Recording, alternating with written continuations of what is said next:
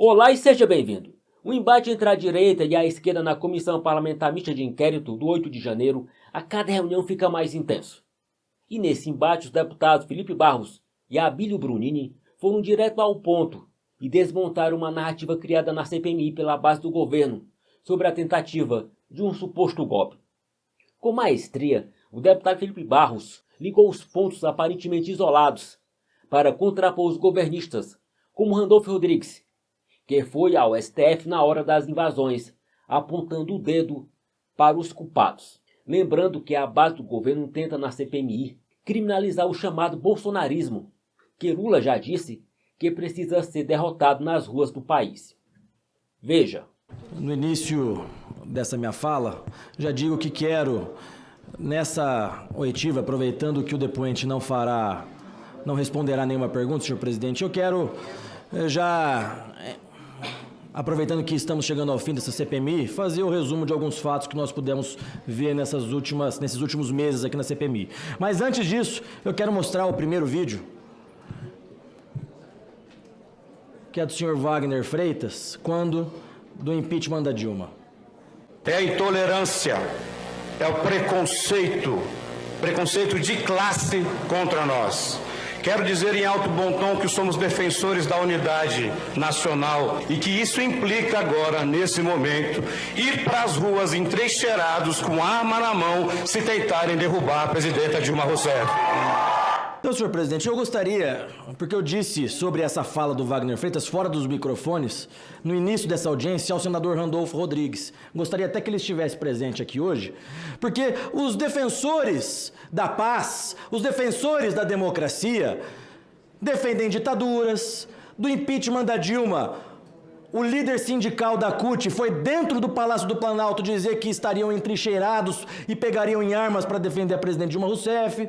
Portanto, não tem moral alguma os governistas dessa CPMI para defender ou para dizer que defendem democracia, que defendem a paz, que defendem a naturalidade democrática. Quero lembrar também o fato que eu já disse aqui várias vezes, que no livro do general Vilas Boas, ele assume que parlamentares da esquerda o procuraram e perguntaram a ele se a presidente da República, Dilma Rousseff, instituísse o estado de defesa, o estado de sítio, como que o exército agiria. Está escrito no livro dele, meu Deus do céu. Agora, convém nós lembrarmos um fato importante da transição do governo Bolsonaro para o governo Lula. Pode colocar o vídeo 2.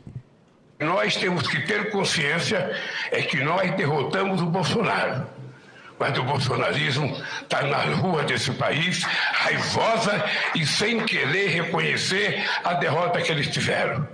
Portanto, além de governar com eficiência, com competência, nós vamos ter que derrotar o bolsonarismo nas ruas desse país para que esse país volte a ser democrático, para que esse país volte a sonhar e para que esse país volte a ser feliz.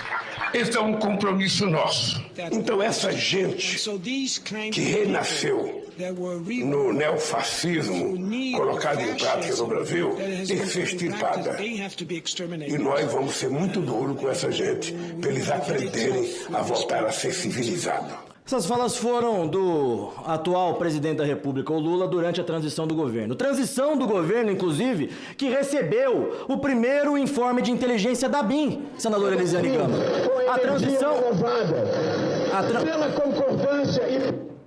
A transição do governo recebeu o primeiro informe da BIM sobre possíveis manifestações com invasões de prédios públicos. Mas, como nós ouvimos aqui nos últimos depoimentos, os acampamentos foram se esvaziando. O general Dutra disse aqui na semana passada que, próximo ao dia 5, 6, poucas pessoas estavam nos acampamentos. Mas a partir do dia 5, a ABIN começa a informar diversos órgãos que aconteceriam manifestações com invasão de prédios públicos. Existe um informe da ABIN, salvo engano, do dia 6 de janeiro, dizendo categoricamente que o Congresso Nacional seria invadido. Mas, por incrível que pareça, esse informe da ABIN não foi mandado para os representantes do Congresso Nacional. Mas a ABIN produziu esse tipo de inteligência.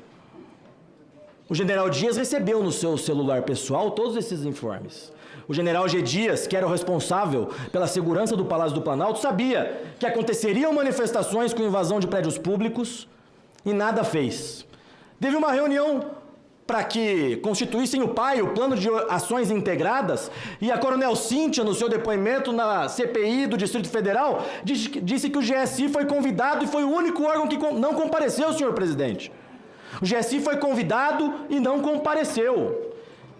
E também nós temos mensagem do Saulo Cunha com o Leonardo Singer, mensagens que estão em posse dessa CPMI, dizendo que eles já sabiam que forças do Distrito Federal, a Polícia Militar do Distrito Federal, fariam corpo mole. Mas tem mais dessas mensagens do Saulo Cunha com o Leonardo Singer. O Saulo afirma que o Ministério da Justiça estava sabendo do que ia acontecer, senador Elisiane Gama e a bancada do Maranhão dessa CPMI. Está aqui a mensagem. Recomendo conseguir um espaço com algum figurão do Ministério da Justiça ou com a assessoria do ministro Alexandre de Moraes e entregar o trabalho todo. O Ministério da Justiça já estava sabendo. Mensagens do Saulo Cunha com Leonardo Singer, que estão em posse dessa CPMI. Aliás, o Ministério da Justiça já sabia, tanto é que convocou a Força Nacional. Convocou a Força Nacional, que por incrível que pareça, no dia 8, nada fez. E nada fez, senadora Damares, com a justificativa de que, olha, precisavam da autorização do governador. Mas não precisavam da autorização do governador para proteção de prédios públicos federais. Não precisam da autorização do governador para proteger o prédio do Palácio do Planalto, para proteger o prédio do Supremo Tribunal Federal, para proteger o prédio do Congresso Nacional. Me parece que tudo se passou, senhor presidente e relatora, de uma construção de narrativa. Eu quero passar o vídeo 3. Essas câmeras, senhor presidente, que foi uma das 2 câmeras que o Ministério da Justiça disponibilizou para essa comissão em descumprimento à totalidade do requerimento. Mas prestem atenção a esse horário. Ali em cima consta o horário, 18 horas e 34 minutos aproximadamente. 18 horas e 34 minutos, esse era o cenário, senador Elisiane Gama, na esplanada dos ministérios.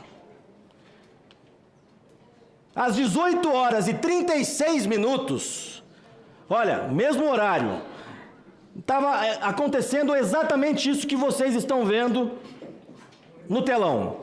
Nesse mesmo horário, o senador Randolfo Rodrigues, senhor presidente, peticiona ao Supremo Tribunal Federal, com a narrativa toda pronta. O senador Randolfo Rodrigues peticiona ao ministro Alexandre de Moraes, pedindo o afastamento de Anderson Torres e colocando toda a culpa exclusivamente na Polícia Militar do Distrito Federal. Eu pergunto, como às 18 horas e 36 minutos, com essa cena que nós estávamos vendo ali, o senador Randolfo Rodrigues já tinha conclusão de tudo. O senador Randolfo Rodrigues peticiona, e a petição está aqui na minha mão, ao ministro Alexandre de Moraes, dizendo: a culpa é da Polícia Militar do Distrito Federal. Afaste imediatamente o secretário Anderson Torres. A população estava ali toda invadindo naquele momento, mas o senador Randolfo Rodrigues, líder do governo, já tinha conclusão de tudo.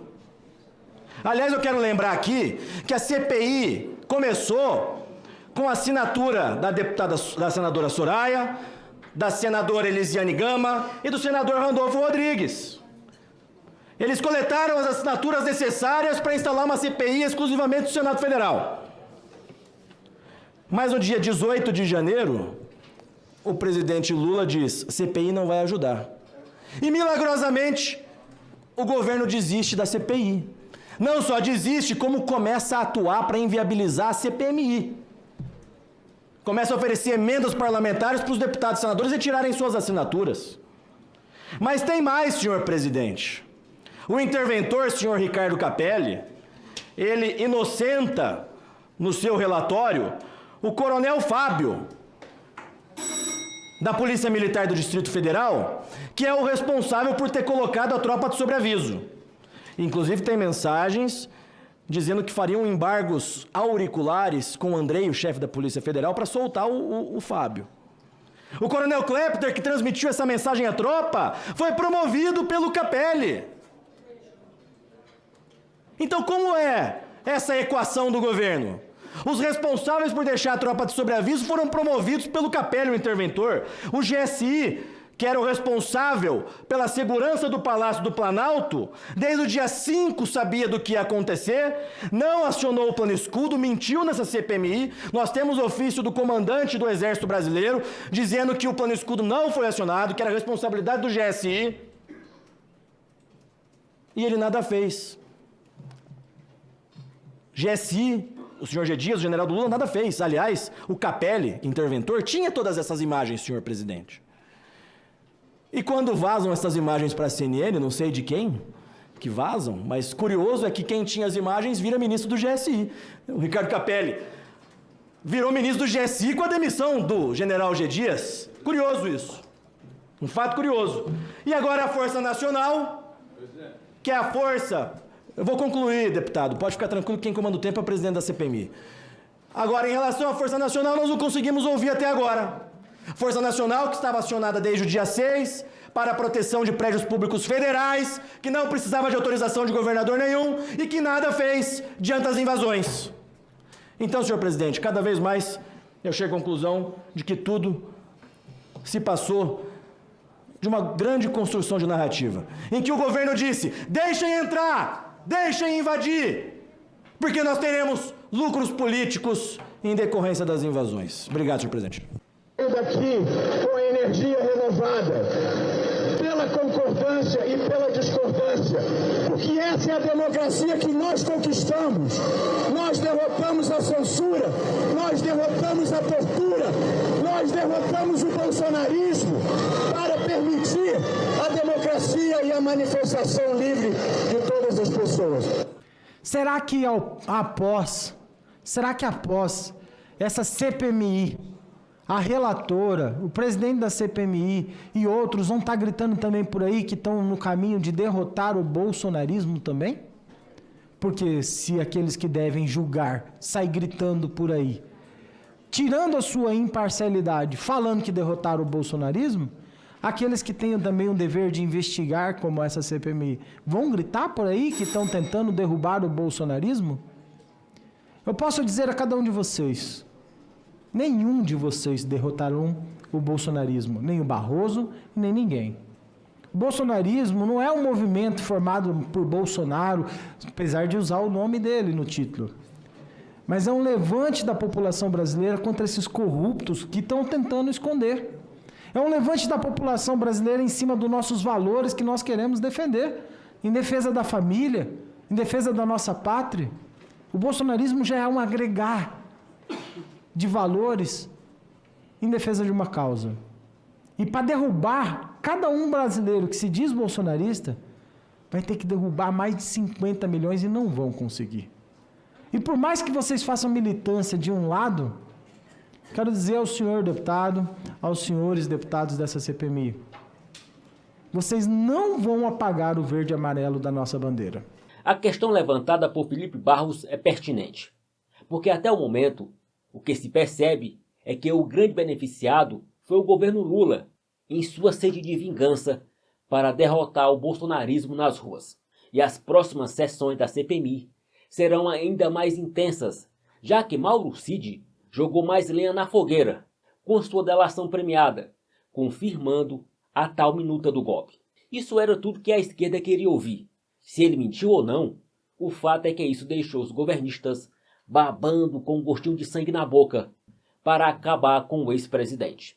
A cúpula do Exército e até Bolsonaro rebateu Cid, mas para a esquerda isso não importa, porque o objetivo foi alcançado: dividir para conquistar. Essa estratégia da esquerda vai acirrar ainda mais os ânimos, mas é isso que eles querem. Basta ver a cooptação do Congresso Nacional pelo governo Lula.